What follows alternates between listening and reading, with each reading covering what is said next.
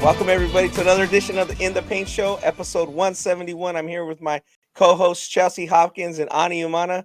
As normal, we like to get into it and talk about various topics. Obviously, we focus on the grassroots and high school scene, and we are going to talk about some elite players on this pod. But we're going to open up with a little bit more of a fiery, dynamic topic. We're going to talk about college sports and as it relates to NIL, amateurism. And Chelsea, just give us a highlight of what's happening in the girls' game. I know me and you were talking a little bit. I actually saw LSU play. It wasn't into an inspiring performance to open the season. Then a lot of things have happened since then. So just talk about that. Yeah, well, to start, I'll say women's college basketball has hit the ground running this year.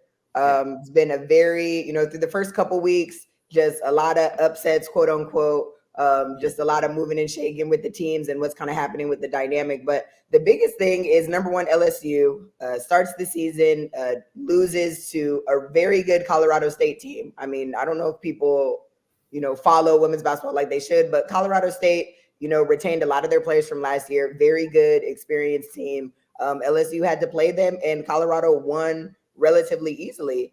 But besides that big game, LSU has been in the news or the media, I guess, for various other reasons. Their star player, Angel Reese, has been absent, and nobody really knows why. So I want to definitely get into that. I have my personal thoughts. But yeah, it's crazy. There's been a lot of narrative so far in women's basketball, but overall, I'd say the basketball play has been very high level. Got you.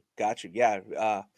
I happened to be at that game, so yeah, we could break it down a little bit. It was a doubleheader with the men's game, USC and Kansas State. But yeah, definitely a lot is happening in women's college basketball. And Ani, just your highline take on that. Angel Reese obviously defending national champ with her LSU Tigers. A lot of the team is back. They lost that Colorado State game, then she has an uninspiring performance and is benched for another game, and then all of a sudden she's suspended, and it's like an academic. It's purported to be an academic issue. What do you take of all that? And do you think like this is any of that surprise? You think it's par for the course, or like she's kind of like the first NIL star, I guess, one of the first ones of this era of college, new era of college basketball, and like how surprised are you that some of this is happening? I mean, I'm a little surprised by some things. I mean, I know they mentioned the GPA stuff. That's not. I don't believe in all that. Like, if she fails at the end of semester and then she's not eligible in the second half, cool, right? That's normally how it goes. It's LSU. I'm not trying to shit on LSU's academics, but they don't strike me as an academic program, or that's not a team that really is like come off as big on academics. So I don't think even if I don't know her GPA. No one really knows, right? But for whatever it is, it is. I don't think that's the reason that, she's not playing. Probably, maybe she's not in shape. She's not where she needs to be. Maybe she got into it with Kim Mulkey. There's multiple scenarios that could probably be in place that is the reason that she's not playing. I think academics is like at the bottom. Like I don't think so. And I'm gonna keep it a buck. Like someone like her, NIL, got bread. I know she ain't gotta go to class. Like everything's probably virtual for her, right? She could pay someone to do her work. Like she ain't got to worry about like doing her own work. She ain't never got to touch a laptop. She ain't never got to touch a pen or a piece of paper. She got enough money she could pay for something. I'm just saying, LSU ain't known. They don't strike me like a Stanford or a Harvard. Like you got to keep a GPA, a certain GPA in November in order to play or something like that. I don't think they kind of really do it like that. But it's stricter than LSU. For people to say, oh, it's because she has a low GPA, she's not playing. Come on, man. Like, they just throw the dust in your eyes. Yeah. There's a lot going on in that locker room. Kim Mulkey has to really manage these personalities, egos. I mean, girls are making a lot of money. These women are making a lot of money right now, right? Sure. I'm not trying to go one side or the other, but I mean, that locker room just needs to be managed. Maybe Angel Reese, like you said, Chelsea, she's not really looking that good right now.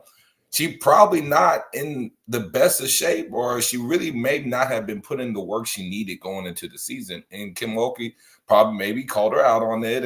There's a lot of things that could have happened, but it ain't no GPA. Like, I'm shocked. I'm surprised people are saying it's GPA. Like, that's where I'm surprised at. Like, it ain't no damn GPA. Well, Ani, real quick, and Chelsea, you can jump in. Just so you know, it was stated in the offseason that Angel Reese, maybe for security reasons, is not going to a normal classes no more, similar to the gymnast. So she's not going to class. But Like Angel the average actually, student. You know what I mean? actually debunked that on Twitter. She I don't did. know if she goes to every single class, but she was just saying, like, don't believe every single thing that you read. Like, I am on campus. Yeah, she has notoriety and star power and all that kind of stuff. I don't know if she's sitting in the classroom every day, all day. Sure, But sure. at the end of the day, you have to remember too, the women's dynamic is different. She has aspirations of playing professionally, going to the league. We don't get to go one and done. You got to go to class. And you got to be, 21 to even enter the draft. So she can't just sit around and do nothing until it's her time to quote unquote leave. Like, so there's a lot of things that have been pushed about her that we can't really verify. So I want to touch on some of the stuff that Ani just said in regards to Kim Mulkey, and we really do not know the situation that's happening. I totally agree with Ani that it has nothing to do with her GPA because it just doesn't make sense. But my issue with the situation is that Angel's in a position where, she's a public figure. She's one of the probably most visible women's college basketball athletes that we have today. And I don't like how her coach has allowed people to run with these narratives because she hasn't said anything. Now, Kim Mulkey doesn't really owe us anything. She doesn't have to go into detail about what's being, what's happening in the locker room. But because you're not saying anything, you're allowing the public slander of a kid. And I don't want to say that she's a kid, but she's a young adult. And she is supposed to be, Kim Mulkey is supposed to be the leader of this team, the leader of Angel Reese, the leader of these young women. And she has opened the door to so much hate and scrutiny of this 21-year-old because she won't come out and say, hey, you know what, Angel, her code of conduct, it didn't follow, our team's rules, she'll join the team, whatever. She says nothing. She just lets people run with all these kind of narratives. And I have seen the most vital hatred that I could see for a young woman on social media with the things that people are saying about this girl. Like, it's not about basketball anymore. It's about like literally everything else. And I really just hate to see it because she's 21 at the end of the day. Like, she's 21. Okay. So jumping in, like, does, like you said, does Kim Mulkey have to say anything? And if Ani has an academic problem, or the girl from UNLV has an academic problem or another problem, does the school have an obligation to say why it is? If somebody's suspended or somebody's away from the team, then you get into privacy law. So, like, again, this is Angel Reese is a unique situation in herself, but she's still a student athlete. She's still part of LSU, as you said, Chelsea. So there's a lot of things where people are very private about somebody's academic or medical record. And then sometimes we're not especially on the guy side. It's like, seems like it'll be a little bit more open. So is LSU in essence doing the right thing, or do you think no, it doesn't matter because you're hurting this girl by not saying anything? But in my stance, I'd be like, I don't want nobody saying shit about me. Don't tell me if I have bad grades, if I'm suspended, if I'm supposed to not be on here, don't be telling nobody nothing. You know what I mean? So where does that fall? Because as we know in college, like, you can get in real trouble for releasing somebody's academic or medical record. Right. I think you have to say something. You just got to protect the player. Thank you. You do got to protect the player. And I think Mulkey, her responses, and they don't it's not received well, right? Like, it's like, man, basically stop asking me these questions, whatever, and keep moving. Like, like that, it literally shows that there's something going on, right? Yeah.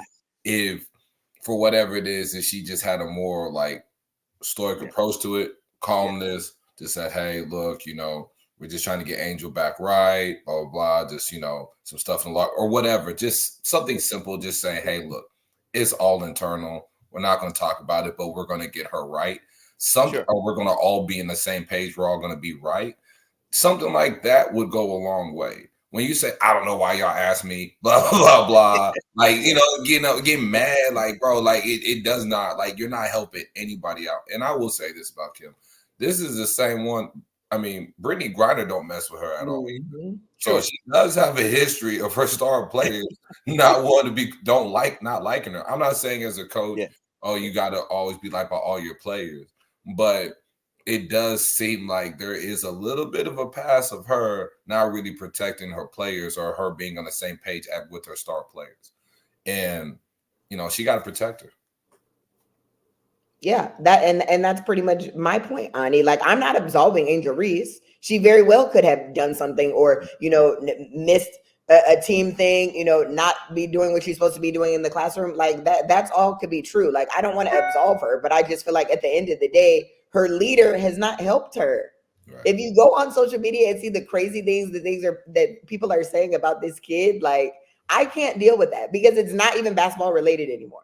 They're talking about all the trips she took and the money and the NIL. That has nothing to do with her being a student athlete at LSU whatsoever. And I have my criticisms of Angel Reese, the player.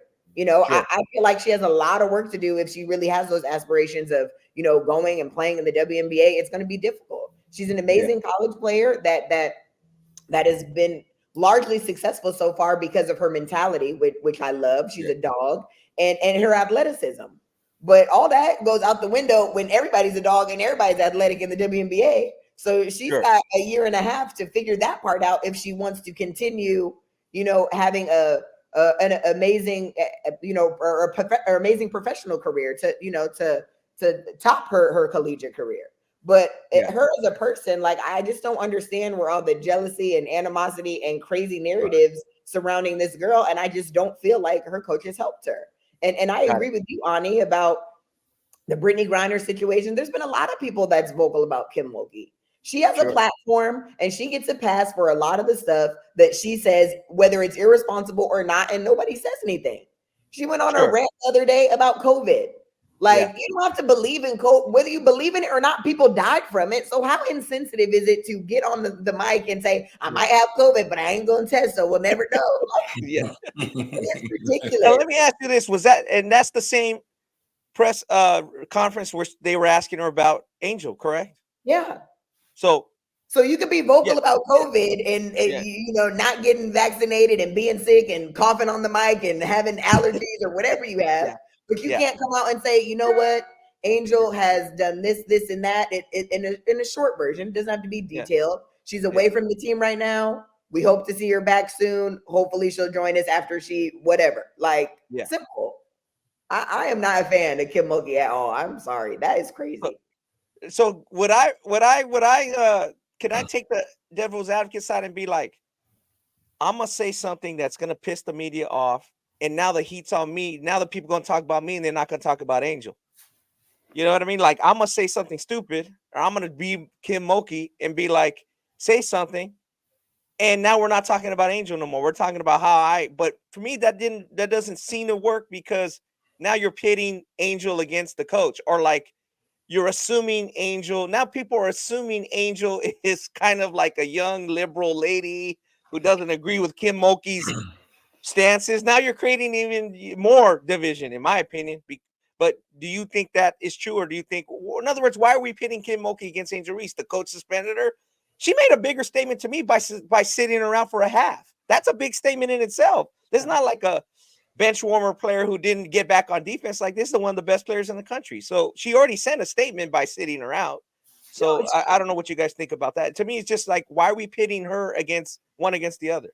I don't want to pin them against each other, because Angel said absolutely nothing. So we have no, besides don't read everything you read, she hasn't said anything. So we don't really know how she feels towards Kim Mulkey. My grievances towards Kim Mulkey is simply her inability to protect her players. And I feel like when you have a specific player like Brittany Griner and Angel Reese, those are the premier cream of the crop players. People are going to inquire about them, talk trash about them, ask about them. So you have to say something. We're not talking about the girl at the end of the bench. We wouldn't even be having this conversation if Kim Mulkey did that. But certain players, people want answers, Ronnie. Like, Michael Jordan gets benched. People, you have to say something. Like, you have an answer. So I don't want to compare. Like, I don't want to say they hate each other, because they maybe don't. I'm just saying, like, I don't like how Kim Mulkey has handled the situation. And she's not protecting her players. She has a history of not protecting players. She says crazy shit all the time and gets a pass. So, no, get her out of here. I don't like it. Okay, so good. Okay, so now that makes sense. You have a strong stance against her. Now that's a good point because we can segment into our next topic about this is the dynamics of a player. And Chelsea, you would have a good read on it because you played for two different colleges. That was being Duke and San Diego State. And uh the notion that this college player and a coach has to be hunky-dory and on the same page off the court to win. And like you said, oh, she's treating her bad. And Kim Mulkey's and can just say, hey, she's suspended.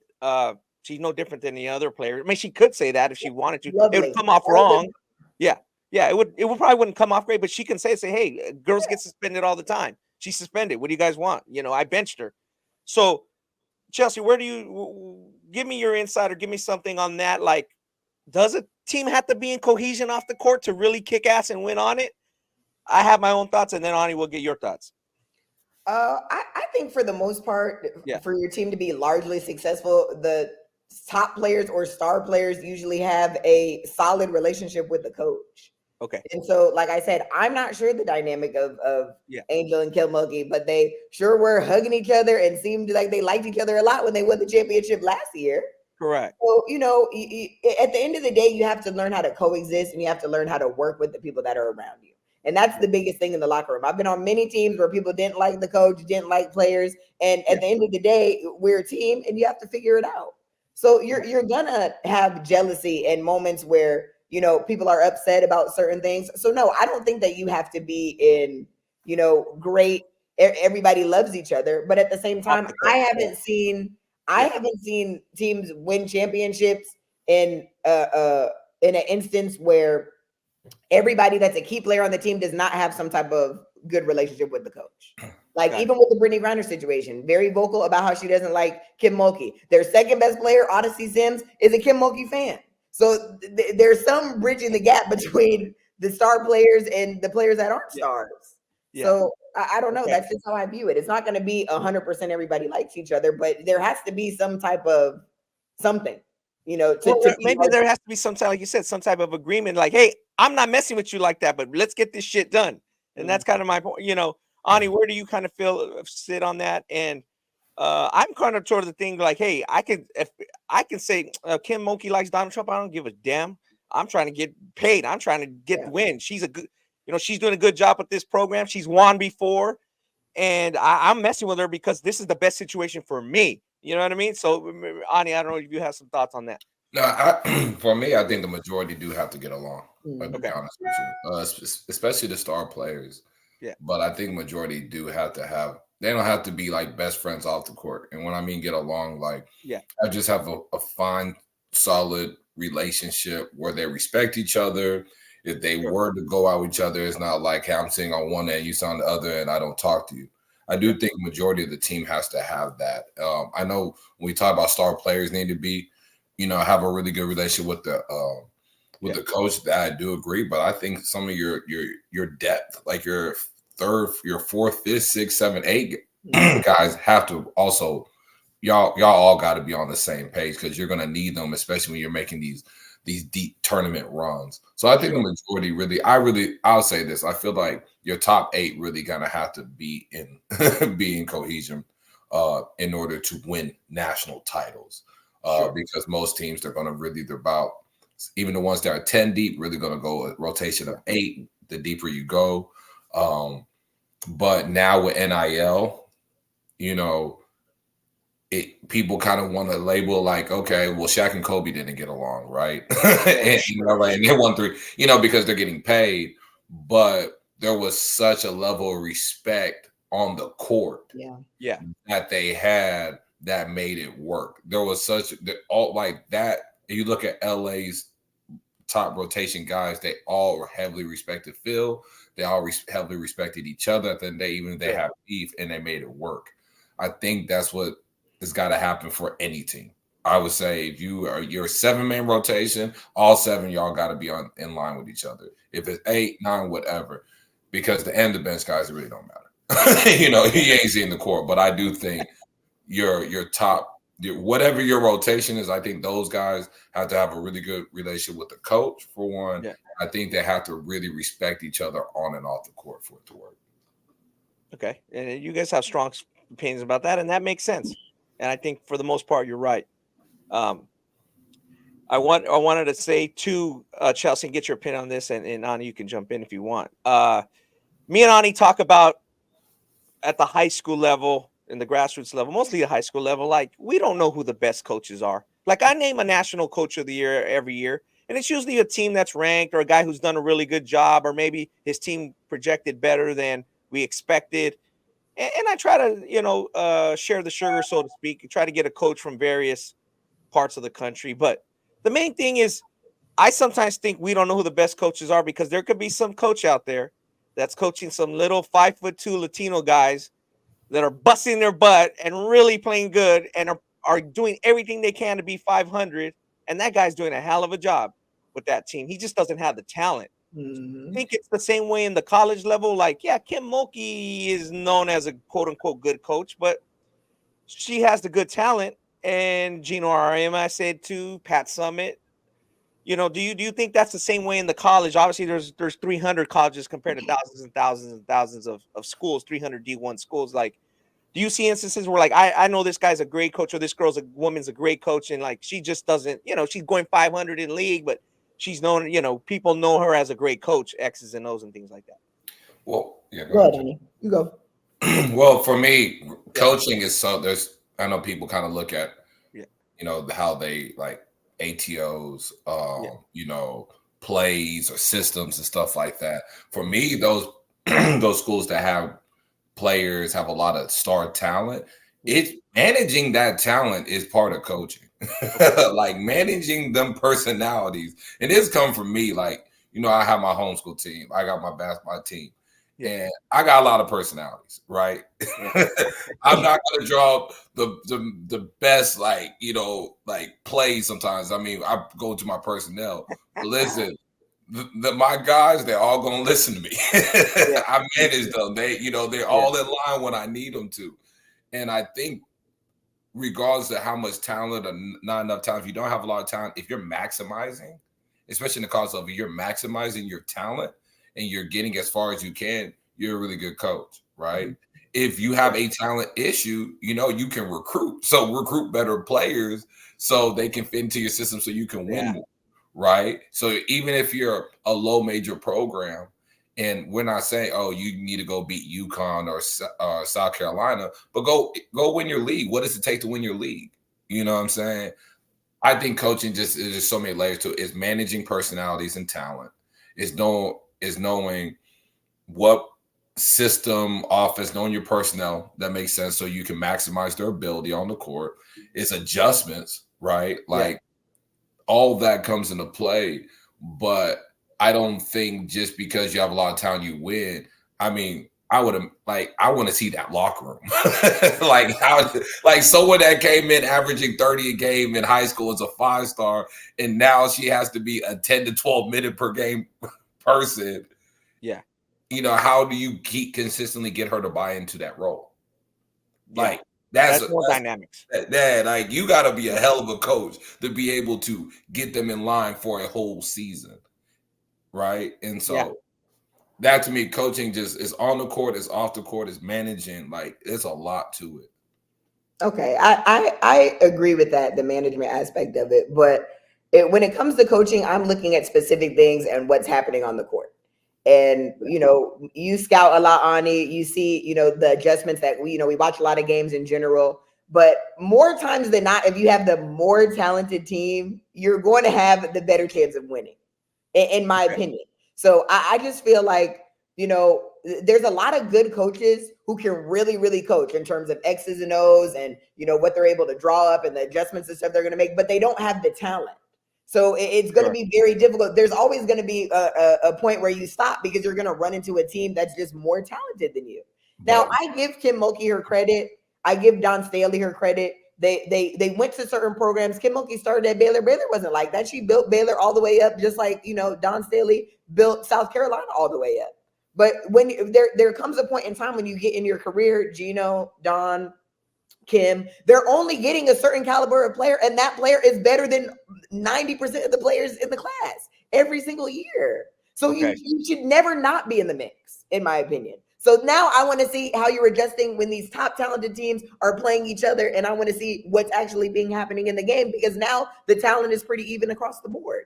If I take LSU and UConn and South Carolina, they all have the top 5% of the most talented girls in high school. So now who's beating who? Because the talent's pretty much even. So now it does come down to coaching and your ability and stuff like that. And I personally have not seen Kim Mulkey just X's and O's her way to victory. I haven't seen it. I'm not saying she can't do it, but I've seen some coaches on way lesser levels do some stuff with teams that they're not supposed, they have no business. They won some games that they have no business winning. So I definitely think that there is a combination of both. And I do agree with management and stuff in terms of talent. And that's something that we're seeing with LSU and their dynamic currently. They got two of the top transfers in the transfer portal, and Haley Van Leaf and Anissa Morrow from DePaul. Anissa Morrow led basically, well, I think right behind me. I don't know if Angel Reese's double-double record was just in the SEC, but Anissa Morrow had more double-doubles than any girl ever, basically, last year. And now she's coming off the bench. I transferred to LSU, and I'm coming off the bench. Like, hey, maybe LSU has more NIL money than DePaul. Oh my, like some of the stuff is crazy. And some of that has to do, the players need to understand as well, because I don't want to totally absolve the players. Like the grass is not always greener. You might have a little more NIL money here, but what's your playing and your development like if you have bigger aspirations of playing in the league?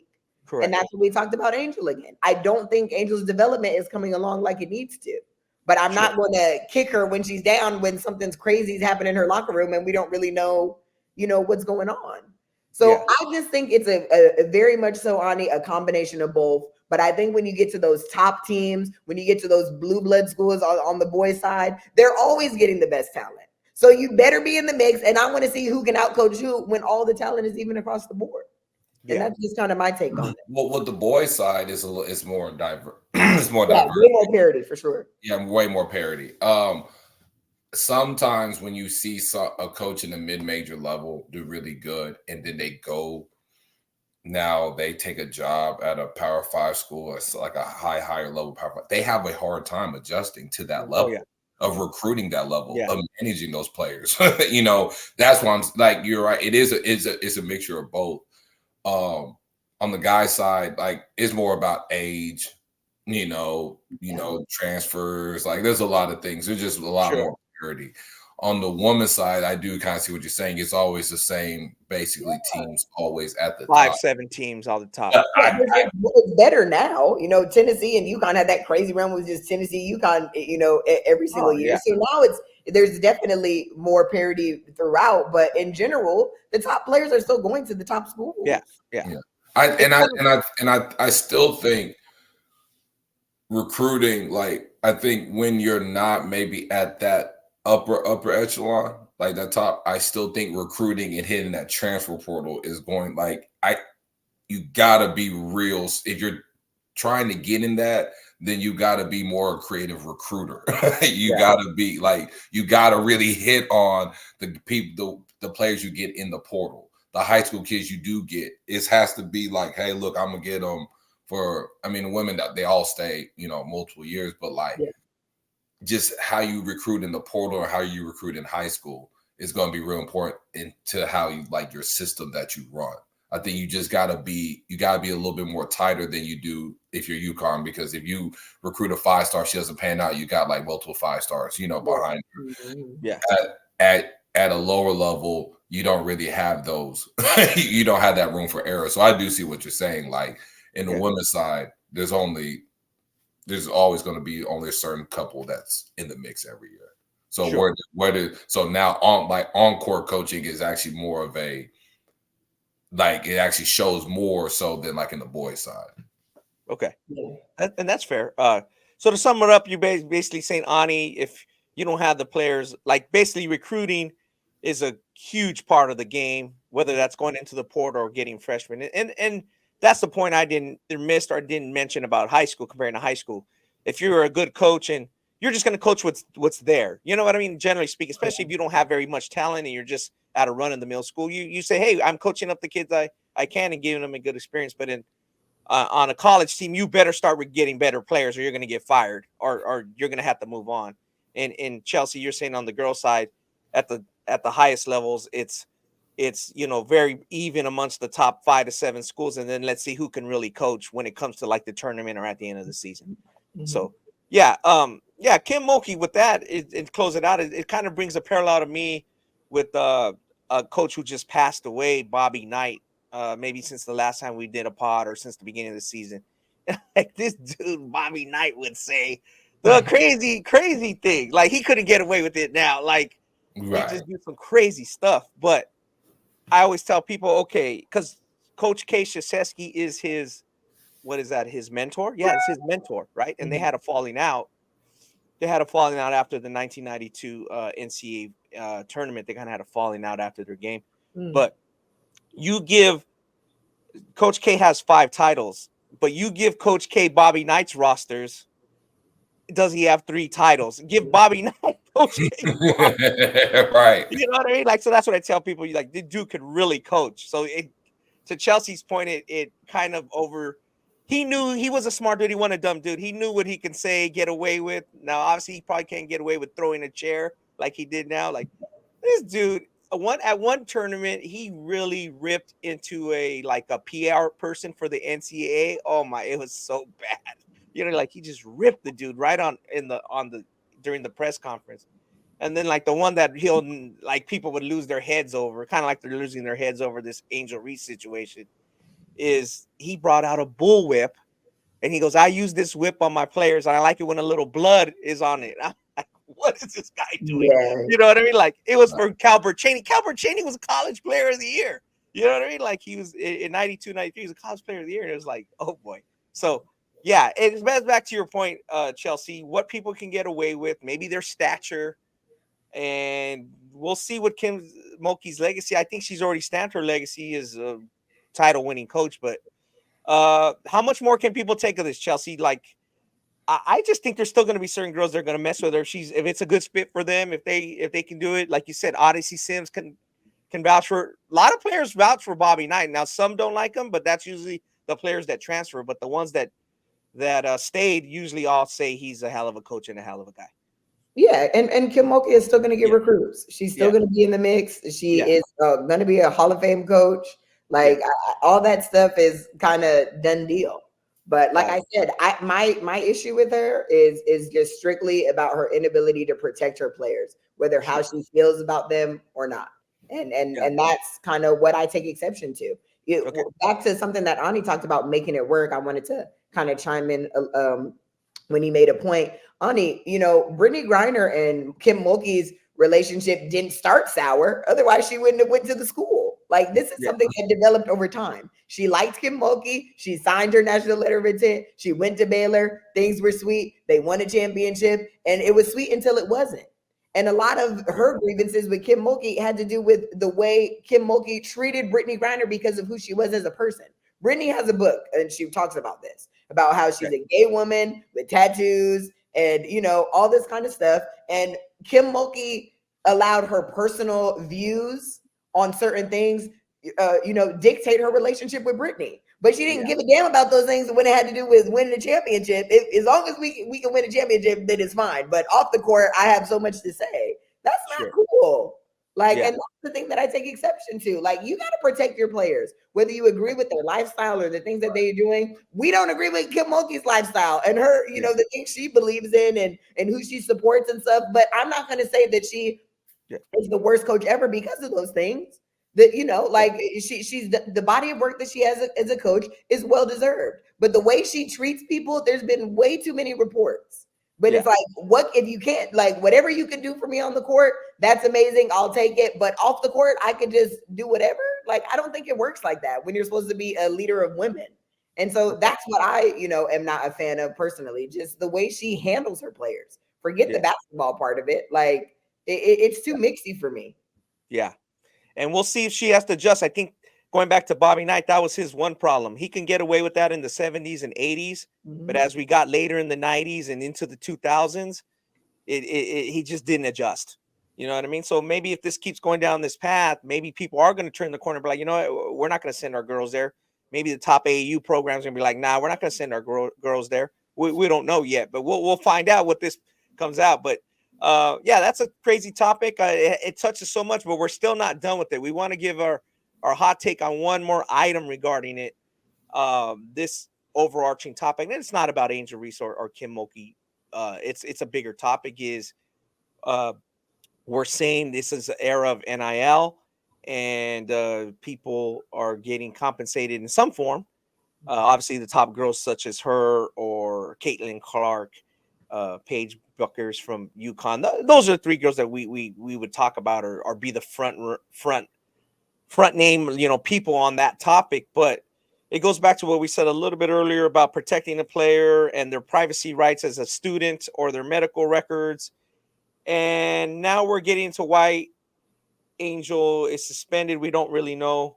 But if players getting compensated well, and sometimes compensated more than some people on the coaching staff, Ani, is it fair that they're going to get scrutinized in essence like a pro? So Angel Reese is getting treated like a pro right now, maybe like she's playing for the Sparks, or she's terrible, she's a clown, she's not a student, whatever people can say. There, like you said, just could be a lot worse than that. But is that just going to be par for the course, Ani, or is that wrong, or is that going to reach a crescendo that the NCAA or we're going to have to tackle, like as a society, like how we're treating these young athletes compared to them just being student athletes, let's say 20 years ago?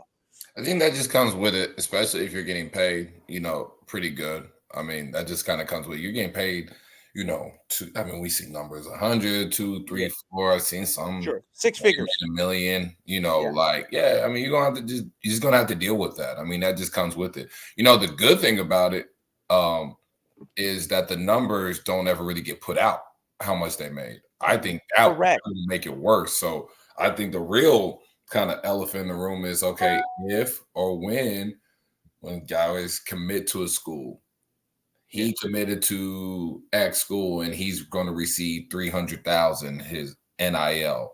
Okay, it's going to get worse. It could get worse. So for me, athletes, this is just kind of part of it. I would just say, when you're making money playing the game and stuff like that, you're going to deal with scrutiny from your fans. Especially if you're not winning or whatever, like, you're just going to deal with that. It's going to be a little bit worse than it is in the past because people know you're making bread, especially at the higher level. My only thing is, what does it look like when, or if they say, hey, you got to report what the numbers are that you're paying the guys? Yeah. Then I think what they get could be a lot worse. So I just think it comes with it. Obviously, it shouldn't go like death threats, or I don't think it should ever get to that at even a professional level, like you see it. But yeah, I mean, it kind of comes with it. If I'm making $200,000 and someone wants to call me a clown, it don't matter. I don't care. Like, that check keep coming. Yeah. But I do wonder just what all that will look like if numbers had to be reported, public. Chelsea, do you feel the same? Yeah, I mean, I can see that. And I think obviously with money and notoriety and, fame, obviously is going to, there's going to be some scrutiny. I 100% understand that. And these schools, can't control what people are saying, on the internet and all these different things. But I do think that they can control the narrative a little bit, but just how they protect the player. Right. Like, it's still the responsibility of the school. It is still the responsibility of the coach. Like, listen, I know NIL opened up a whole can of worms, and that's NCAA's fault too, because they could have got ahead of this and did some regulation, but because they decided they didn't want to pay at all, then it went to Supreme Court, and here we are. So a lot of things have happened, to kind of get to this point. But at the end of the day, these players are still signed to the schools. They're still an investment of the school. And why wouldn't you want to protect an asset to the school? Like, Angel Reese is my star player. I want to protect her the best way I can, obviously you can only do so much, but she like LSU, the publicity and the notoriety that they got was because they won last year. So Angel had a hand in that. I mean, they definitely don't win if she doesn't play. So it kind of goes both ways. You can't just put it all on the player like, well, she's making money and she's doing this. She still represents your school, and your school won a championship because she was your player. Star So player, yeah. I just feel like there has to be some type of balance in some of the stuff that's happening. Like there really does. And it's not even just about Angel Reese, it's just about across the board. Like we love to say that these are students and kids any other time, but now money is involved, they're not students anymore. Yeah. They are, but I guess what I'm saying is when you're starting to make 6-figure salaries, like when you're getting paid to do this, I think part of, like, I'm taking the coach or the association, whatever, out of the picture. Yeah. When you start, like, people were talking shit about players being before they were getting paid. Yeah, they were broke. I just now feel like, okay, now that you're getting paid, I think that's just kind of that's just what comes with it now. Mm-hmm. And I'm saying it's actually what you're seeing now is actually probably better than if they actually were to put out the numbers these players were making, because I think it could get a lot worse. You see what I'm saying? Well, Ani, I think if they put out the numbers that the players are making, right away they're going to compare that to the coaching staff and what they're making, and it's going to be an issue. That's gonna be, that's what I'm saying. Like, that's what I'm saying. Like the leaders, your coaches, your mission, they got to do their part to protect you, right? Yeah, they do in the NBA. It's the same thing, in a way, right? I mean, they're just grown men. Yeah. But I think as a player, you just gonna have to deal with that. Like, if you're making that bread, you just gonna have to deal with some of that fan, chatter and all that crazy stuff, message boards of people saying whatever. But I do agree, Chelsea, like, this, now that we're kind of seeing it heightened now, these coaches need to be more on alert on making players are getting protected and teaching these players how to respond to these things. Like, on to what people calling them this and that and DMing them and saying just the craziest things. Like, they got to teach them, publicly they got to protect them, and then internally they got to teach them how to deal with these, because it's just going to keep going on. Yeah, I agree with that. And to continue that point, like, that's kind of stuff I feel the schools, don't have any control over, just the social media trolls and stuff like that. But a lot of Angel Reese in particular's recent scrutiny has come at the hands of her school and her coach personally, because they haven't said anything. So that's what I'm more talking about. Like, I get what you're saying about Ani. Like, the money is just making stuff, go crazy. I totally agree.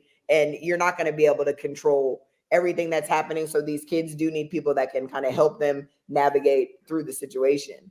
But I don't know. Like, I just have mixed feelings about, a lot of the stuff that's happening. And I think that we have put the money to the forefront, and that's why we've made it be okay. Well, she's making money now and she's doing this. So it's like, but at the end of the day, these kids and, mental health is big with these kids. It's different than when we, played and how, we had to deal with stuff. So I would just hate to see something bad happen because of these crazy narratives that are being ran with, and we're not doing our best to just make sure our players are okay. So let me ask you guys this. The players were in this NIL era, and let's switch topic real quick to another player, Caleb Williams, a quarterback from USC. It was made a big stink that he wasn't made available to the media after USC lost to UCLA in the rivalry game. And I guess that could be talked about in college girls or women's and men's basketball, is the obligation of that. He's making, like you said, it goes back to what you said, Ani and Chelsea. He's making 6 figures. He's making 7 figures. Why can't he speak after the loss?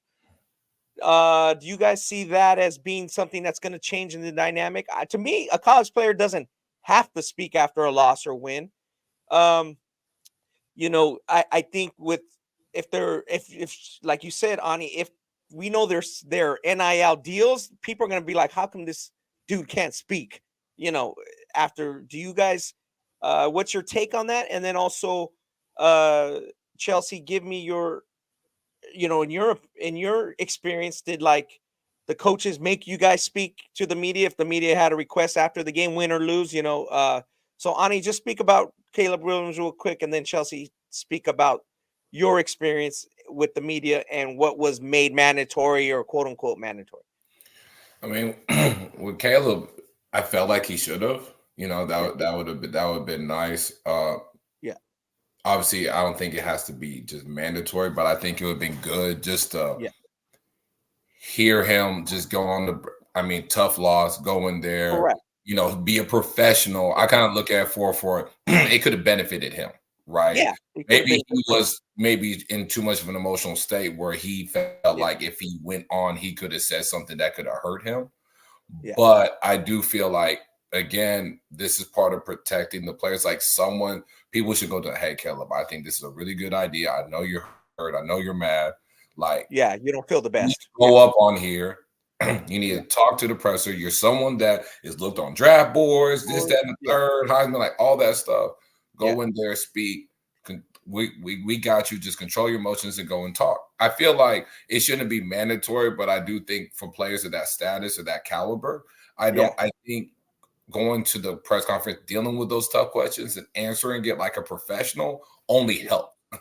It's protecting them, as Chelsea says. That's protecting them, telling them go do it. Right. Stuff look good, and you will be better off for it. So I see your point. Yeah, like I don't think maybe it should be mandatory, but I do think, again, this goes by protecting players. Someone needs to talk to him and say, man, I don't think this is a good idea. I think you need to talk to them. There's some questions you don't want to answer. We can, this is how you respond to it, blah, blah, blah.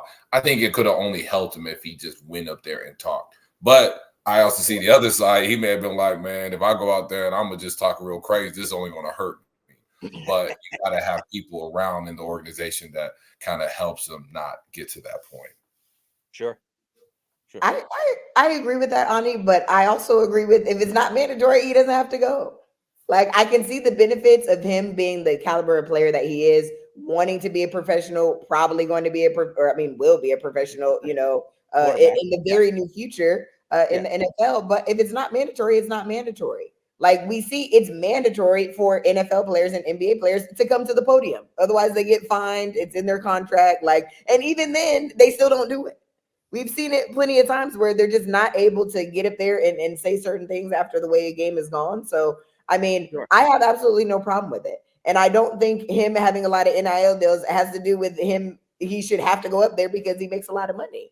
If it's not mandatory, it's not mandatory. So I definitely. Do you think it helped him that he didn't go? I don't think it helped him. No. Okay. But that's what I'm saying. That's what I'm saying. Someone should be telling him to help him. He should have. And personally, I've had a lot of tough games, tough losses, and I always go to the podium and answer the questions. And if I don't want to answer it, then next question. But I'll sit up there and deal with you. But, like you said, we don't know how he responded. I've seen many clips of, him losing games and being overwhelmed with family and emotional. I saw that. People were mad at him about that. Oh, Caleb Williams is with his mom crying. She's trying to cover his face. We're mad about everything.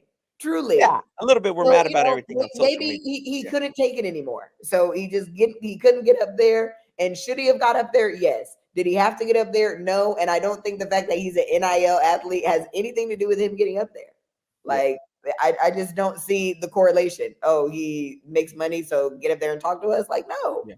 I don't see it. So I don't have absolutely no problem with it. That's my take. Got it. And to close it out on that hot take, are we ready? The way it's going, it seems like nothing's going right for the NCAA. The judges are not on their side on these court cases. Are Ani, just real fast, and Chelsea, you as well. Chelsea, I'll start with you. Are we ready?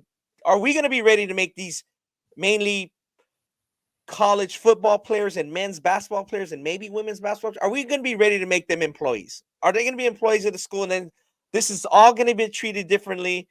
Are we going to be able to handle that? What are we doing with that? Is that coming? And do you think that's the right move, or do you think we should stay in this type of model? And then Ani, you answer the same question.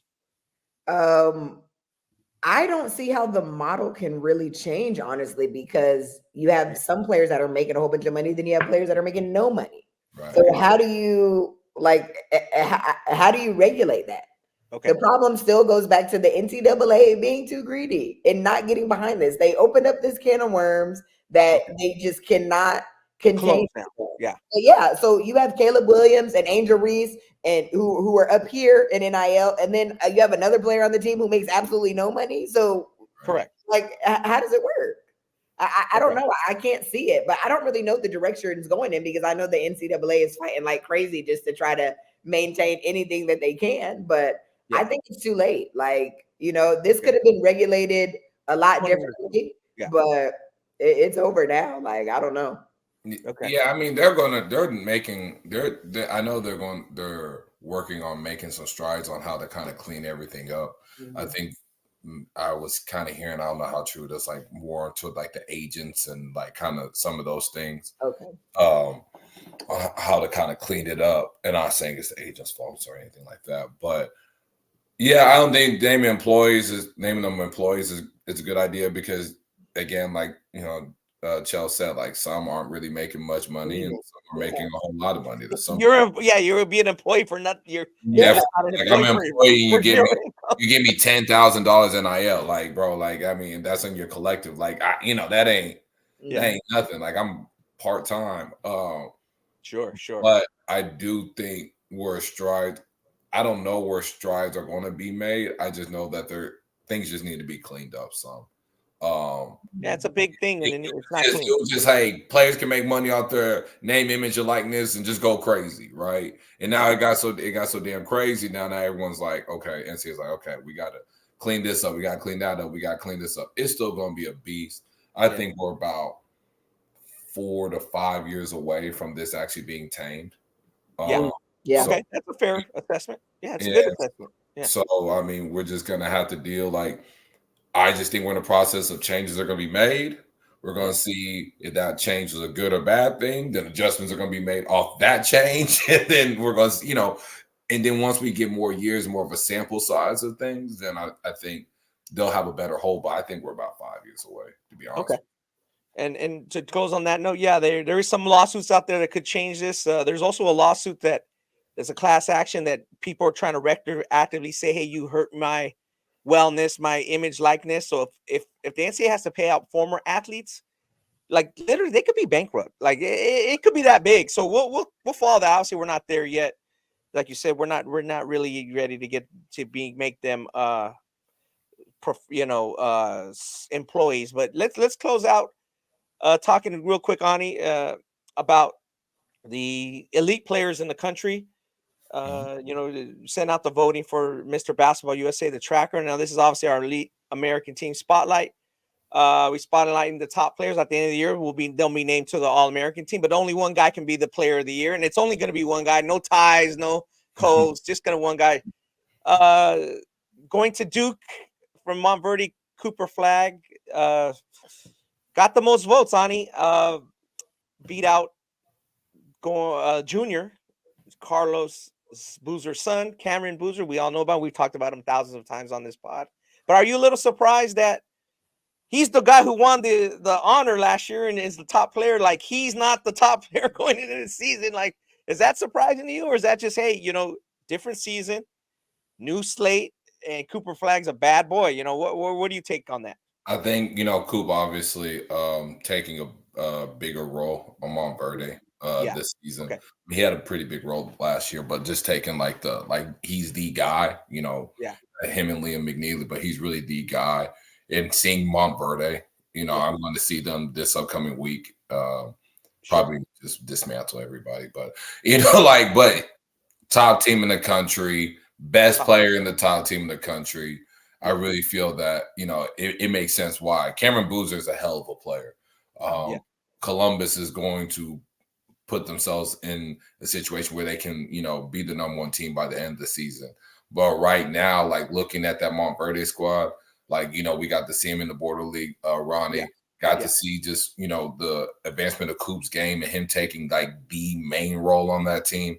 It's hard to, vote against him being, the leader of the clubhouse. Yeah, that makes sense. That I am a little surprised. I just run down the voting. They're the only two players that appeared on all 10 ballots.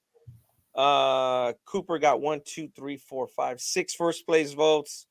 Cam got only 2, and then he had 5 second place votes. So he's 7 points overall behind him on like a 10-point scoring system. I just think it is the little do with number one player on the number one team until that changes. Obviously, we're very early. Some states have kicked off. But it's still, last year has nothing to do with this year. Chelsea, would you kind of think that is way, he's got to prove himself again, and he wasn't the leader in the clubhouse last year, and he beat all the seniors, Ron Holland, Isaiah Collier. So that's not a big issue. Do you kind of think that? I don't think it's a big issue, but I do think every year is its own year. And, he committed to Duke. There's a lot of high praise for what's happening over at Montverde. And, this is a little side note, but people were telling me on Twitter that Montverde team could beat D1 team. So obviously they're really high on Cooper which I don't agree. But, I'm saying Cooper's doing that much work that he's got the Twitter basketball analysts, going in saying that his team could beat some college teams. So I think on that note alone, give him the award. Me and Ani kind of broke that down on episode 170 a little bit. We thought it was ridiculous. Like, you're gonna win a conference? Okay, they might stay close in a game. They're gonna win a conference. Like, no, but people get on that hype train. That's where it is. So go check. This week, it'll be on Ballislife.com. Go check out all the results. There's 20 guys who got votes. We're not going to go over all, every single vote in every single thing. But the other players who received a first place vote was Dylan Harper, Ron Harper's son from Don Bosco Prep. And he is still open. And the other one is Ace Bailey, Darius Ace Bailey from McEachern in Georgia. He's going to Rutgers. Real quick, Ani. Is Dylan going to go there to Rutgers with Ace, or is that going to be a dynamic duo, or is Dylan going to go to more traditional school, in your opinion? I heard he's going to Rutgers. Wow, that's going to be interesting. That is going to be interesting for those two, like top 5, 6, 7 guys to go to a school as Rutgers. That changes the game. I love Dylan's game. I think Dylan's really good. Talking real quick about Dylan, he got 1 first base blow and 3 third place votes, no second place votes. So he had 58 points, which is third place. So he may be in the mix. They can have a big season. Obviously, we'll follow it. Those big games are coming up. Like we said, Cooper and Cameron played 3 times this summer. They're going to play on December 1st. All you guys can watch it. It'll be on national TV. There's big games coming up. Ani, I know you'll be at Thanksgiving Hoop Fest. You're going to Kentucky to watch Prolific Prep. I'll see some of those teams in Vegas on the 7th, and then we'll regroup and talk about it. So I think on that note, we're gonna close it out. But make sure to go to ballslife.com to check out the Mr. Basketball Tracker.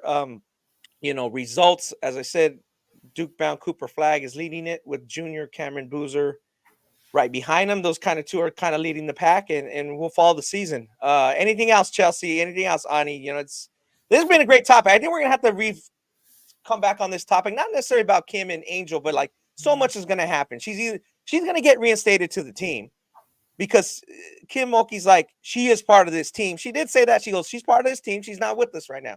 So we're going to come back to that. And Chelsea, you're just like, oh boy, this is going to be a long drama. Free Angel Reese. That's all I can say. That's it. Free Angel. Yep. So I think she'll be back on the team eventually, sometime here in the next couple weeks. We'll see. But it's been a tumultuous couple weeks for the defending champion. Like you said, Chelsea, every season is different. This is a lot different than last year. Everybody was kissing their butts last year. That ain't the case right now. Same thing with Cooper Flagg and Boozer. Boozer's gonna have to do some work, so he can get it done. We'll see how it goes. But thank you guys for tuning in. Until next time, we'll catch you guys later.